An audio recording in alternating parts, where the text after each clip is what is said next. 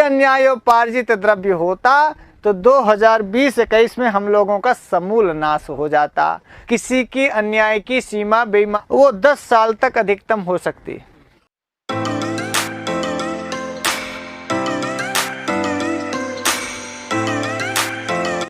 तो आप देखिए, अन्याय से उपार्जित माने कमाया गया, द्रव्यम माने धन, अन्याय से कमाया गया धन, धोखेधड़ी से कमाया गया धन, छल छद्म कपट से कमाया गया धन, बेईमानी से कमाया गया धन, जो न्याय मार्ग नहीं है वो सब अन्याय मार्ग से कमाए गए धन को केवल 10 साल तक ही आप प्रोग्रेस उन्नति उससे कर सकते हैं।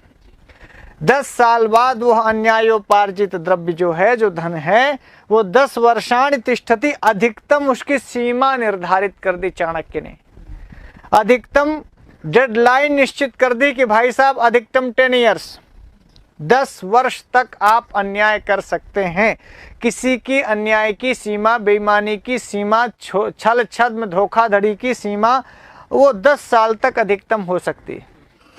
बड़ा है तो 10 साल बाद कोई ठोंक ठांक देगा उसको, मर हिरा जाएगा, या कभी रेड पड़ जाएगी आपके यहाँ और आपके घरों से बहुत सारा रुपया पैसा निकलेगा, सब युगिया लेके चला जाएगा।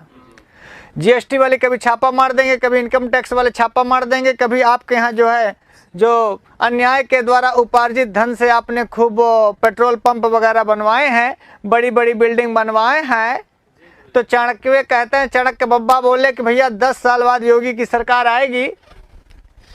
मैं ये इसलिए नहीं पढ़ा रहा हूँ, मैं पढ़ा रहा हूँ कि दिख रहा है कि नहीं, कुछ चाणक्य की बातें दिख रही होंगी ना, कि जो भी अन्याय से आप जमीन खरीद रहे हैं, घर बनवा रहे हैं, पेट्रोल पंप लगवा रहे हैं गुरु, वो सब बुलडोजर बाबा 10 साल बाद तुमको हिला देगा।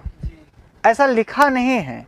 ऐसा मैं इसलिए बता रहा हूँ कि ताकि आपको प्रूफ मिल जाए, प्रमाण मिल जाए, और आप इस बात को गहराई से समझ पाएं कि कहीं ऐसा तो नहीं कि हम लोग भी अन्याय से धन कमा रहे हों तो 10 साल बाद बुलडोजर तुम्हारे घर में चल जाए। हम लोग 2010 से संस्कृत गंगा शुरू किए थे और 2022 हो गया, इसका मतलब हम लोग 10 साल पार हो गए। इससे एक चीज क्लियर हो गया कि अन्यायोपार्जितम द्रव्यम नहीं है। का छोटा उपद्या, यदि अन्यायोपार्जित द्रव्य होता तो 2020-21 में हम लोगों का समूल नाश हो जाता। जबकि सही ये है कि 2020-21 में और ब्याज सहित भगवान ने हम लोगों को दिया। संस्कृत की प्रोग्रेस की, संस्कृत की उन्नति की, और संस्कृत का द्रव्य, ये वीडियो भी संस्कृत का द्रव्य है।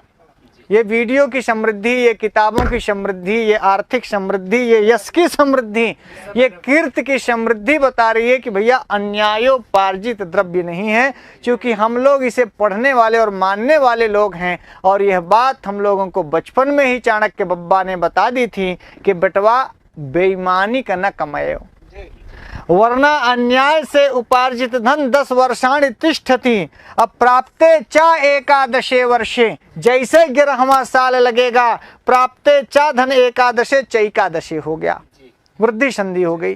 11 माने 11 वर्ष माने वर्ष में, 11 वर्षे 11वें वर्ष में प्राप्ते, जब 11वां वर्ष लगेगा प्राप्त होगा तो समूलम, मूल सहित, ब्याज सहित, जड़ सहित, माने जो तुम्हारा अपना होगा वो चला जाएगा, बेईमानी वाला तो जाएगा ही, ब्याज तो जाएगा, मूलो जाएगा।